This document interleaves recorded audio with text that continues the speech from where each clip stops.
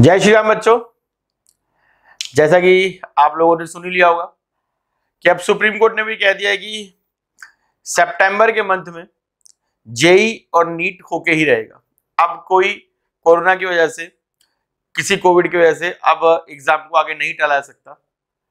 तो आज की जो हम क्लास ले रहे हैं उस क्लास को लेते वक्त हमारा पूरा माइंडसेट ये है कि ये क्लास उन बच्चों को भी काफी यूजफुल रहेगी जो बच्चे नेक्स्ट मंथ जेई या नीट का एग्जाम देने वाले हैं, और उन बच्चों को भी बिल्कुल बहुत ज्यादा यूजफुल रहेगी जो बच्चे इस साल 12th की पढ़ाई पढ़ रहे हैं और जिन्होंने अगले साल वो कर रहे हैं, अगले साल एग्जाम देना है। तो हमारी क्लास का क्राइटेरिया तुम्हें पता ही है, हम जीरो से स्टार्ट कर रहे हैं एक टॉपिक और उसको फिर आईआईटी और जेई तक ले जाएंगे। मैंने जो आज टॉपिक उठाया ये टॉपिक कुछ एक दो क्लास लेगा और ये टॉपिक इतना बढ़िया है, इतना अच्छा है कि इस बात का अंदाजा तुम इस बात से ही लगा सकते हो कि पिछले एक दो साल में जेई में 5 से 6 क्वेश्चन इस टॉपिक पे आ चुके हैं। मैं बात कर रहा हूं ऑर्गेनिक केमिस्ट्री में टॉपिक ईथर की। एक चैप्टर है अल्कोहल, फिनॉल एंड ईथर। हम ईथर स्टार्ट करेंगे, बिल्कुल बेसिक लेवल से स्टार्ट करेंगे। ईथर कैसे बनता है, ईथर कैसे रिएक्ट करता है, क्या मैकेनिज्म्स हैं, सब कुछ हम डील करेंगे। उसके बाद उसके प्रीवियस क्वेश्चंस करेंगे, एनसीईआरटी बैक क्वेश्चंस करेंगे और फाइनली जैसा हम हमेशा करते हैं प्रीवियस ईयर जेई और नीट के क्वेश्चंस करेंगे। तो अब तक अगर तुमने चैनल को सब्सक्राइब नहीं करा तो सब्सक्राइब कर लो, क्योंकि अब लगातार क्लास की फ्रीक्वेंसीज बढ़ती चली जाएंगी और क्लास के अंदर जो टॉपिक कवर कराए जा रहे हैं वो टॉपिक तुम्हारे लिए बहुत ज्यादा इंपॉर्टेंट है। चलो शुरू करते हैं। ईथर। अब हम स्टार्ट कर रहे हैं ether, alcohol, phenol and ether chapter का topic ether. Ether function group, oxygen है, उसके आगे एक आर है, उसके एक पीछे एक आर है। अगर दोनों अल्काइल ग्रुप सेम हुए तो हमारा सिमेट्रिकल ईथर है, अलग अलग हुए तो हमारा अनसिमेट्रिकल ईथर है। तो हम पहले ईथर को बनाना सीखेंगे। तो ईथर को बनाने के लिए मेरे पास एक तरीका है, मैं इस तरीके को थोड़ा सा डिटेल में डिस्कस करना चाहूंगा तुम्हारे साथ। देखो, तुमने एक चीज पढ़ी हुई है, 10th से पढ़ी आ रही, 10th से पढ़ते आ रहे हो कि जी अगर आपके पास अल्कोहल हो, मैंने एग्जांपल के लिए इथेनॉल ले लिया, ठीक है, क्योंकि तुमने ये एग्जांपल 10th में ही पढ़ा था।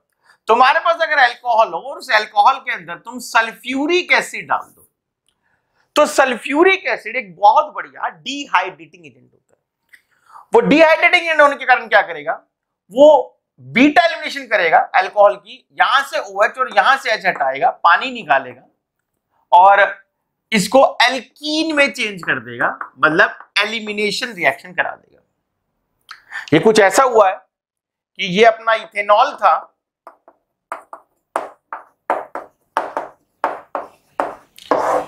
इसमें तुमने सल्फ्यूरिक एसिड डाला, इससे क्या हुआ, पानी निकल गया, एक अल्फा से OH निकला, बीटा से H निकला, बीटा एलिमिनेशन।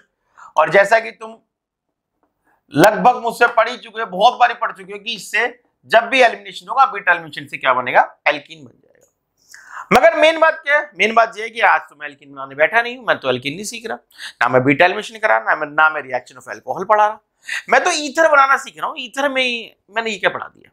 तो सुनो बच्चों, इस रिएक्शन को मैं थोड़ा सा मॉडिफाई करके ईथर रिएक्शन में इस्तेमाल कर सकता हूं। जब ये प्रोसेस कर रहे होते हैं, जब हम ये एलिमिनेशन करा रहे होते हैं, तो इस एलिमिनेशन कराने का एक कंडीशन होती है, क्या, इसके अंदर क्या करते हैं, टेम्परेचर जो रखते हैं थोड़ा सा ज्यादा रखते हैं और सल्फ्यूरिक एसिड एक्सेस में लिया जाता है। टेम्परेचर तकरीबन 160 डिग्री के आसपास ले लेते हैं, सल्फ्यूरिक एसिड ज्यादा लेते हैं, पानी निकल जाता है, एक अल्कोहल में से एक पानी निकल जाता है।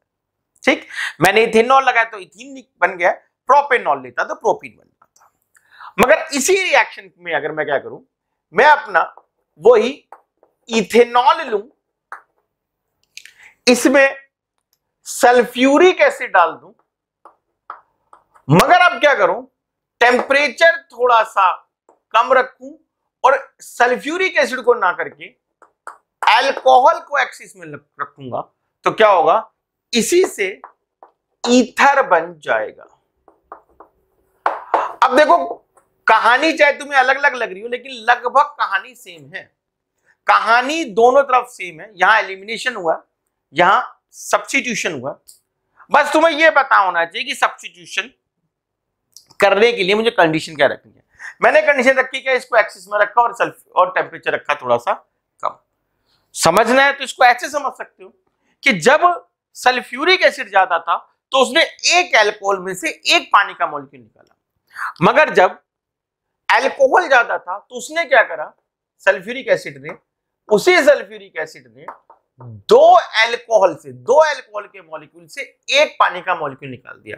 जब दो अल्कोहल के मॉलिक्यूल से तुम एक पानी का मॉलिक्यूल निकलता हो देखोगे तो तुम्हें अपने आप ही CH3CH2O CH2CH3 दिख जाएगा, ईथर बनता दिख जाएगा। मतलब अगर सल्फ्यूरिक एसिड ज्यादा है तो प्रत्येक अल्कोहल में से एक पानी का मॉलिक्यूल निकलेगा, सल्फ्यूरिक एसिड कम है तो दो में से एक पानी का मॉलिक्यूल निकलेगा। यहां पे सब्स्टिट्यूशंस हो गई है और यहां पर क्या हो गया, यहां पर अपना एलिमिनेशन हो गया। अब ये मैंने एक प्रोसेस बताया किस चीज का, ईथर बनाने का। इस प्रोसेस की क्या मैकेनिज्म है, इस प्रोसेस का क्या एडवांटेज है, इस प्रोसेस का क्या डिसएडवांटेज है, क्या लिमिटेशन है, वो मैं अब तुम्हारे से डिस्कस कर रहा हूं। ठीक है, सबसे पहले हम डिस्कस करते हैं क्या, इस प्रोसेस का मैकेनिज्म क्या होगा, ये प्रोसेस हुआ कैसे। तो देखो जी, मैकेनिज्म इंपॉर्टेंट है, 2 नंबर में काफी आता है। और जेईई और नीट वाले ये मत सुनना कि मैकेनिज्म तुम्हें कैसे आएगा, तुम्हें लिखने को तो बोलेंगे नहीं भैया। जेईई और नीट में मैकेनिज्म क्या करते हैं, स्टेप्स के नाम लिख देते हैं और कहते हैं इनको अरेंज करो, पहले कौन सा स्टेप होगा, बाद में कौन सा स्टेप हुआ होगा। इसलिए तुम ये मत सोचना कि तुम्हारे लिए ये चीज इंपॉर्टेंट नहीं, तुम्हारे लिए भी उतनी ही इंपॉर्टेंट है जितनी सीबीएसई के बच्चों के लिए इंपॉर्टेंट है। ध्यान से सुनो, देखो भाई, ये हमारा क्या है, मैं मैकेनिज्म लिखने की कोशिश कर रहा हूं। ये हमारा क्या है, अल्कोहल है, और ये हमारा क्या है, इसमें सल्फ्यूरिक एसिड है। अब सल्फ्यूरिक एसिड जो है वो H+ देगा। तो हमारे पास अल्कोहल था, यहां से H+ आया, ठीक। तो गुरु मंत्र याद कर सकते हो कि जब भी एसिड होता है, एसिड जो आता है वो या तो लोन पेयर पे लग जाएगा। जनरली हमारे कोर्स में जो लोन पेयर है वो तो ऑक्सीजन के ऊपर लोन पेयर है या नाइट्रोजन के ऊपर लोन पेयर है, या वो पाई बॉन्ड पे लग जाएगा। H+ क्या होता है, प्रोटॉन होता है, और प्रोटॉन कहां पे अट्रैक्ट करता है, इलेक्ट्रॉन पे अट्रैक्ट करता है। तो इलेक्ट्रॉन या तो ऑक्सीजन के लोन पेयर है या नाइट्रोजन के लोन पेयर है, या फिर क्या है, या फिर वो पाई बॉन्ड से। तो यहां पर क्या होगा, यहां पर वही चीज क्या, CH3 CH2O H ये आ जाएगा।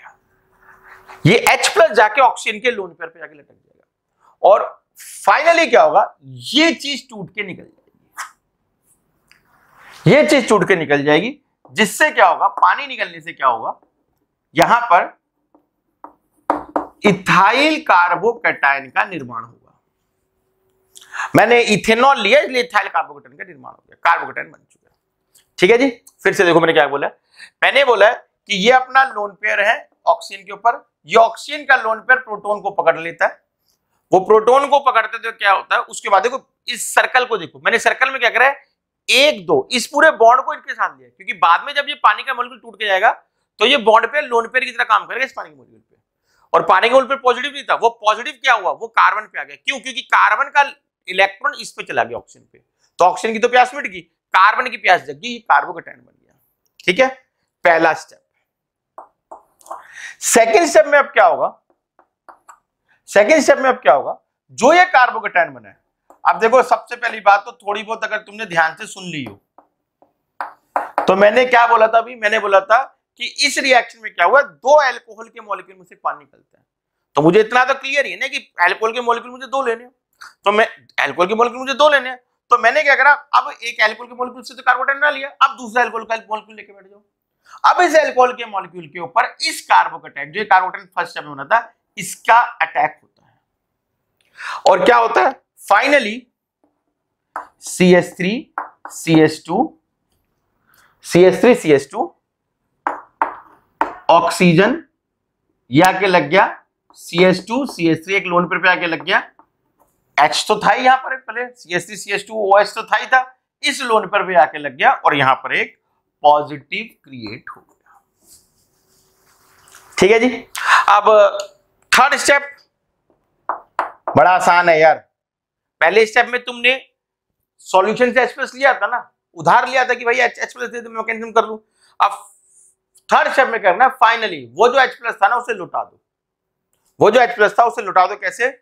तुम्हारा क्या बन गया है, CH3 CH2 O CH2 CH3 H+ जो था, ये जो था, इसमें से H+ निकल जाता है। देखो H+ निकाला मैंने, गोला देखो कहां मारा, H+, तो इसमें से H+ निकल जाता है। ये जो बॉन्ड पेयर था ये फिर से क्या बन जाएगा, लोन पेयर बन जाएगा, और हमें जो चाहिए था वो बन चुका है, क्या, ईथर।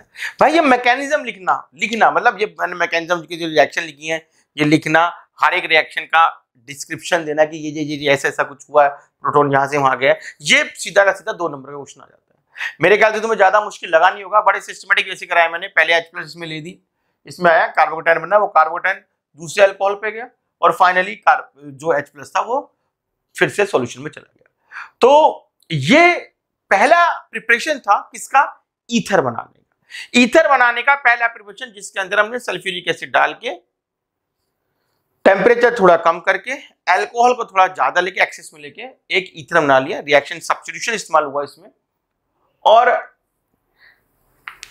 इसका मैंने मैकेनिज्म पढ़ा। मगर यहां पर एक बात तुम्हें बहुत ज्यादा सुनने की है, बहुत ज्यादा बढ़िया है।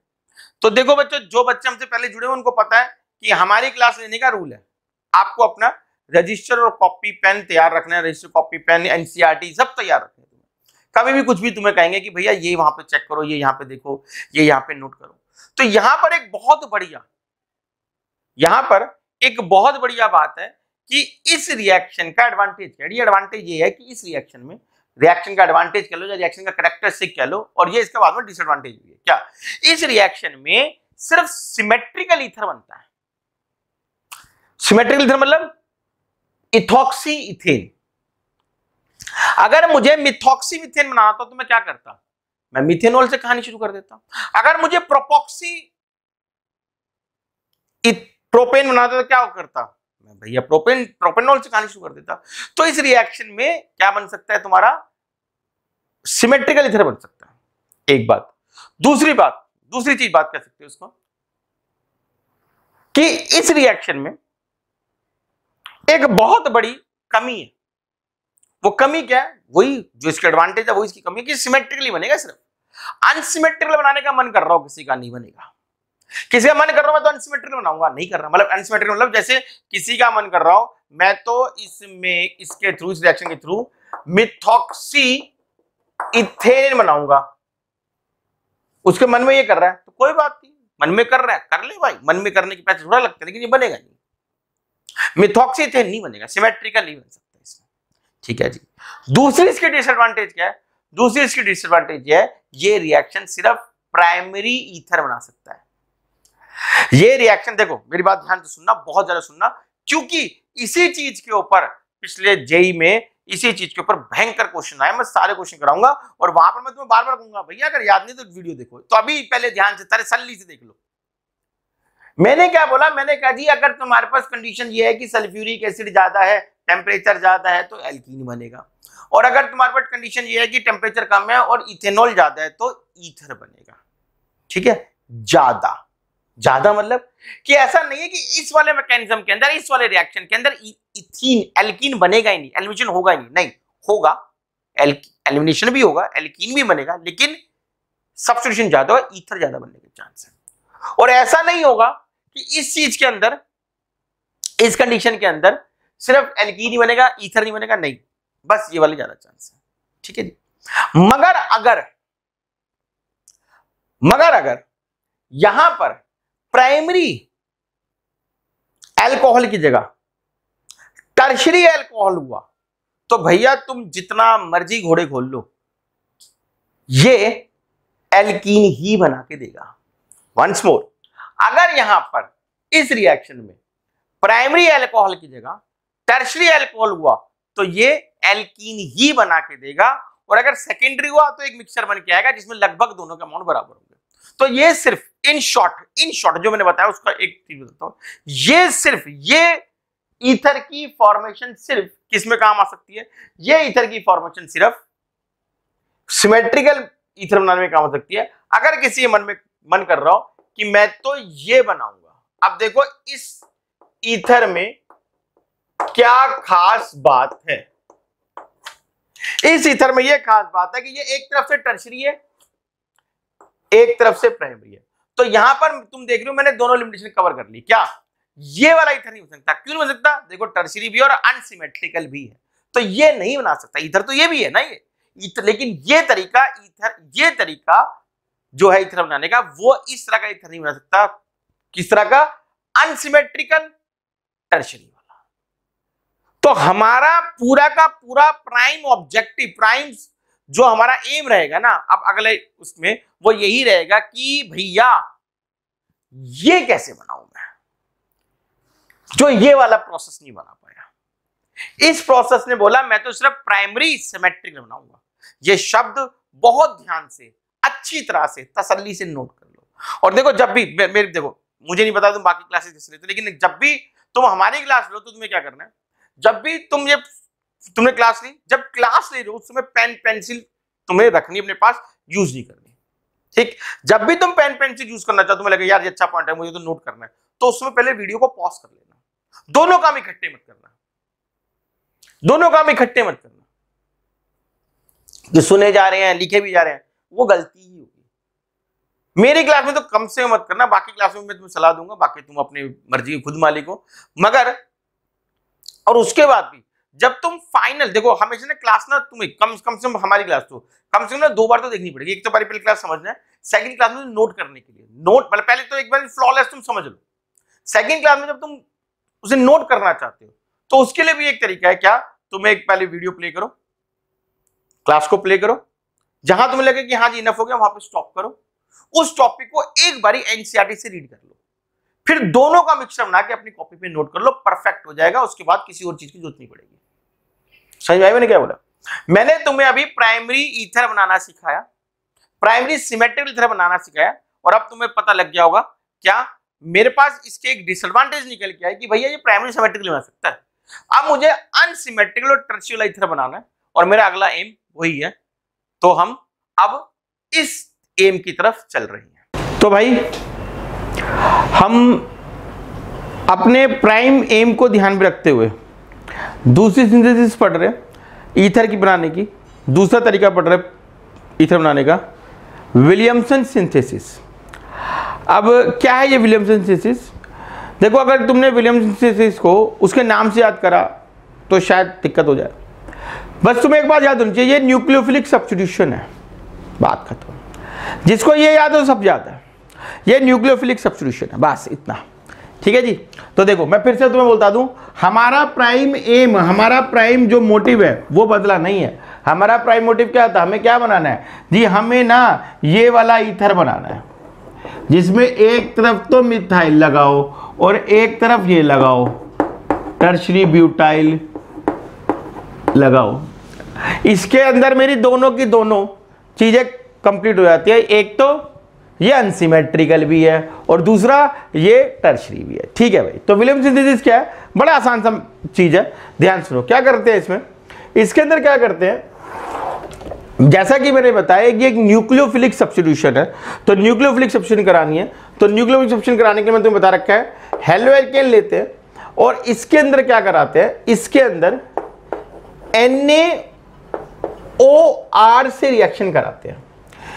हेलो एल्केन NaOR से रिएक्शन कराते हैं तो वही होता है जिसके लिए न्यूक्लियोफिलिक सब्स्टिट्यूशन जाना जाता है। ये हेलोजन नेगेटिव है, OR नेगेटिव है, तो इस न्यूक्लियोफाइल को हटा के ये न्यूक्लियोफाइल आ जाता है, तो ROR बन जाता है। It's so simple. और NaX साथ में निकल जाता है। अब सबसे मजेदार बात है, ये R और ये R, ये अल्काइल ग्रुप और ये अल्काइल ग्रुप अगर सेम है कोई दिक्कत नहीं है, अलग अलग है कोई दिक्कत नहीं है, अनसिमेट्रिकल बनाओ कोई दिक्कत नहीं है, कोई भी दिक्कत नहीं है। इस चीज को मतलब एक सिंपल सा न्यूक्लियोफिलिक सब्स्टिट्यूशन रिएक्शन है। इस चीज को हम क्या कहते हैं? विलियमसन सिंथेसिस कहते हैं। तो मगर इतना आसान नहीं है क्या? अभी इसमें बहुत कहानी है, इसके अंदर बहुत कहानी है। ध्यान से सुनो। देखो बस तुम्हें एक बात याद रखनी है, क्या ये एक न्यूक्लियोफिलिक सब्स्टिट्यूशन है। और दूसरी कहानी, जो एक बात अगर तुमने एक बात में ढंग से पकड़ ली वो कहानी, तो भाई साहब कामयाब हो जाओगे इस टॉपिक में। ये न्यूक्लियोफिलिक सब्स्टिट्यूशन है और ये SN2 मैकेनिज्म है। ये तुम्हारी खोपड़ी में बैठी बात, टॉपिक क्लियर। बस इतनी बात क्लियर होनी चाहिए, कुछ नया नहीं पढ़ना। अगर तुमने मुझसे SN1 SN2 पढ़ा हो, मैंने तुम्हें SN1 SN2 की 3-4 क्लासें ली थी, अगर तुम SN1 SN2 तुमने पढ़ा हुआ है तो तुम्हें पता होगा मैंने SN1 SN2 के बारे में बड़ी अच्छी डिस्क्रिप्शन दी थी। नहीं सुना हुआ तुमने एक बार जाके देख लेना क्लास, ठीक है। अगर तुम्हें ये क्लियर नहीं है तो एक बार क्लास देख लो। तो SN2 मैकेनिज्म होता है ये, बस ये अपनी खोपड़ी में बैठा लो, SN2 पे चलना है, ठीक है। अब मैं एक एग्जांपल लेके करा देता हूं, इसको ध्यान सुनो। जैसे फॉर एग्जांपल मुझे ये भी बना के दिखाऊंगा अभी फिलहाल मैं कह रहा हूं। फॉर एग्जांपल मुझे CH3O CH2CH3 बनाना है, CH3O CH2CH3 बनाना है। तो मुझे क्या करना है, मुझे CH3 के पास एक हैलोजन रखना है और इसको NaOCH2CH3 से रिएक्ट करा देना है। अब क्या होगा, अब जी ये होगा कि यहां से NaI निकलेगा और ये बन जाएगा, simple Williamson synthesis, clear. But यहां पर जो बच्चे पूरी खोपड़ी लगा के पढ़ते हैं, पूरा दिमाग लगा के पढ़ते हैं, पूरा एकाग्रचित होकर पढ़ते हैं, उनके दिमाग में एक बात खटक गई होगी। अब देखो यहीं पर तुम्हारा टेस्ट हो जाएगा कि जहां पर तुम क्लास किस इंटेंशन से ले रहे हो। अगर तुम्हारे दिमाग में कोई बात खटकी है तो शायद तुम बहुत अच्छे से समझ रहे हो, और अगर तुम्हें बात समझ में आ गई है, तुम्हारे दिमाग में कोई क्वेश्चन नहीं हुआ, तो फिर भैया तुम सिर्फ अपना या YouTube खोल के बैठे हुए हो। अगर तुम्हारे दिमाग में ये क्वेश्चन आया कि भाई मैंने ये करा है ये बनाने के लिए, तो मैंने ये भी कर देता ना, तब भी बन जाता।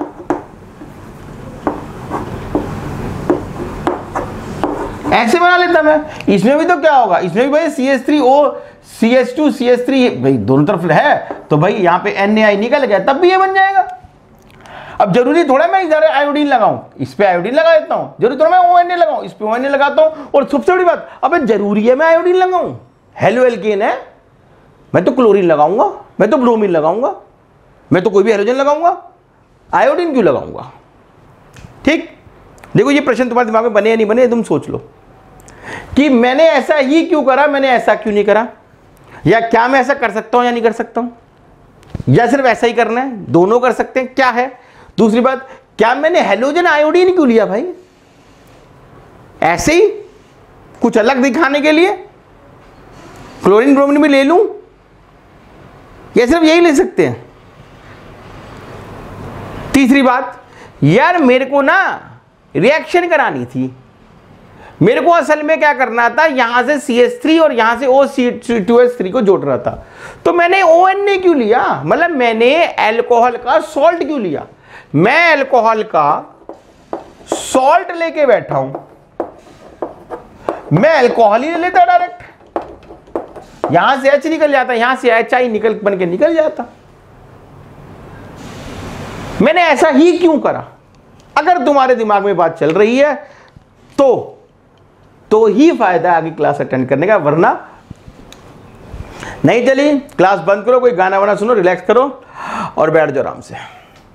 देखो बच्चों, सबसे पहली बात, ये प्रोसेस ठीक है, ये टोटली गलत है। अब बात आती है क्यों, तो क्यों का रीजन तुम्हें दे चुका हूं मैं। क्या, सबका जवाब एक ही बात है, रिएक्शन SN2 चलता है, बस रिएक्शन SN2 चलता है। जिसको ये याद है उसे सब याद है, रिएक्शन SN2 चलता है। अब ध्यान सुनो, SN2 रिएक्शन में क्या होता था, SN2 रिएक्शन में हेलो एल्केन पे स्टीरिक हिंड्रेंस कम होना चाहिए था। SN2 रिएक्शन में हेलो एल्केन पे स्टीरिक हिंड्रेंस कम होना चाहिए। अब SN2 में जब हेलो एल्केन पे स्टीरिक हिंड्रेंस कम होना चाहिए तो हेलो एल्केन छोटा होना चाहिए, तो छोटा ये हेलो एल्केन होगा या ये हेलो एल्केन होगा, ऑब्वियस ही होगा। SN2 में हेलो एल्केन पे स्टीरिक हिंड्रेंस कम होना चाहिए था। जो स्टीरिक हिंड्रेंस वाला पार्ट है वो कम होना चाहिए। अब जब स्टीरिक हिंड्रेंस कम होना चाहिए तो हेलोएल्केन क्या होना चाहिए, छोटा होना चाहिए। ठीक है जी। दूसरी बात, अगर मेरे को SN2 कराना है तो अगर तुम्हें याद हो SN2 या न्यूक्लियोफिलिक सब्स्टिट्यूशन दोनों में, ये वाला पॉइंट तो दोनों में ही चलता है, क्या बेटर लिविंग ग्रुप होना चाहिए। जो हेलोजन लगे ना वो जल्दी से जल्दी निकल जाना चाहिए। और बेटर लिविंग ग्रुप कौन होता है, क्लोरीन ब्रोमीन आयोडीन में आयोडीन होता है, इसलिए मैंने आयोडीन लिया हुआ है, इसीलिए मैंने आयोडीन लिया हुआ है। ठीक है, पता लग गया। तीसरी बात क्या, तीसरी बात ये थी, क्वेश्चन ये बना था मेरे दिमाग में, यार मैंने अल्कोहल क्यों नहीं लिया, मैंने अल्कोहल का सॉल्ट ही क्यों लिया। तो रीजन तुम्हारे सामने है। अगर मैं अल्कोहल लेता, अगर मैं इस अल्कोहल लेता तो अल्कोहल हम सबको पता है एक न्यूट्रल न्यूक्लियोफाइल की तरह काम करता, मगर मैंने क्या लिया, मैंने अल्कोहल का सॉल्ट लिया। अल्कोहल का सॉल्ट जो होगा वो एक चार्ज न्यूक्लियोफाइल की तरह काम करेगा। और तुम्हें पता है जो चार्ज वाले न्यूक्लियोफाइल तो जिनके ऊपर चार्ज होता है, जैसे Cl माइनस, जैसे Br माइनस, जैसे OH minus, OH minus is always better than H2O। जिनके ऊपर चार्ज होता है वो अच्छे न्यूक्लियोफाइल होते हैं। और तुम्हें बताया गया था SN2 उनमें होता है जिनमें न्यूक्लियोफाइल बेटर हो। ऐसे रिएक्शन जिनमें तुम्हें SN2 कराने होते हैं उनमें न्यूक्लियोफाइल अच्छा लेना होता है, क्योंकि तभी SN2 मैकेनिज्म चलता है। तो हमने सारी कंडीशंस वो क्रिएट करी है कि भाई जल्दी से जल्दी क्या कर जाए, जल्दी से जल्दी SN2 कर जाए। अब SN2 जल्दी कर जाए तो मैंने क्या करा, मैंने हेलोएल्केन पे स्टीरिक हिंड्रेंस कम लिया। SN2 जल्दी कर दिया तो मैंने क्या कर लिया, मैंने बेटर लिविंग ग्रुप लिया, आयोडीन लिया। और SN2 जल्दी कर दिया तो क्या हो रहा, मैंने बेटर न्यूक्लियोफाइल लिया। बेटर न्यूक्लियोफाइल के लिए मैंने क्या करा, मैंने अल्कोहल चूज नहीं करा, मैंने अल्कोहल का सॉल्ट यूज करा। अब तुम्हें ये विलियमसन सीरीज और अच्छे लेवल पे समझ में आ रही होगी, तुम्हें शायद रट्टा मारने की जरूरत नहीं पड़ेगी, तुम्हें पता लगे। और तुम्हें पता होगा CBSE में ना, अगर किसने करा एंट्रेंस में तो CBSE में तो ऐसे क्वेश्चन ही बहुत है, सीधा लिखा हुआ है। जैसे तुम्हें यही बनाना है, तुम्हें कहेंगे अगर ये बनाना है तो बताओ कैसे बनाओगे, तो ये बनाना है तो कैसे बनाएंगे। अब तुम्हें समझ में आ गया होगा कैसे बनाएंगे। कैसे बनाएंगे, हम क्या करेंगे, छोटा वाला जो पार्ट है उस पर रखेंगे हेलोजन, और जो बड़े वाला पार्ट है उस पे रखेंगे, उसे बनाएंगे क्या, अल्कोहल का सॉल्ट। और क्या होगा, ये निकल जाएगा, हमारा ईथर बन जाएगा।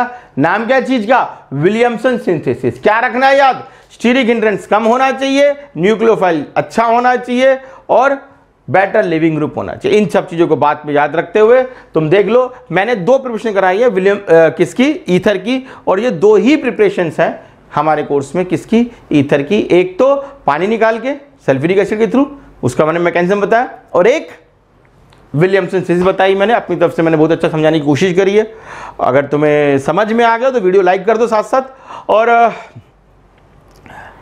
अब नेक्स्ट क्लास के अंदर मैं क्या कराऊंगा, नेक्स्ट क्लास के अंदर मैं इस चीज को जो मैंने आज रिवाइज कराया, मैं इस चीज के पहले छोटे क्वेश्चंस कराऊंगा। ठीक है, preparations of ether, sorry reactions of ether कराऊंगा। रिएक्शन, आप जब दोनों प्रिपरेशन पढ़े ना, ईथर कैसे प्रिपेयर होता है, कैसे रिएक्ट करता है, ये बताएंगे। और फिर इनके हम बड़े लेवल के क्वेश्चंस करेंगे। ठीक है भाई, मेरे ख्याल से समझ में आ गया होगा।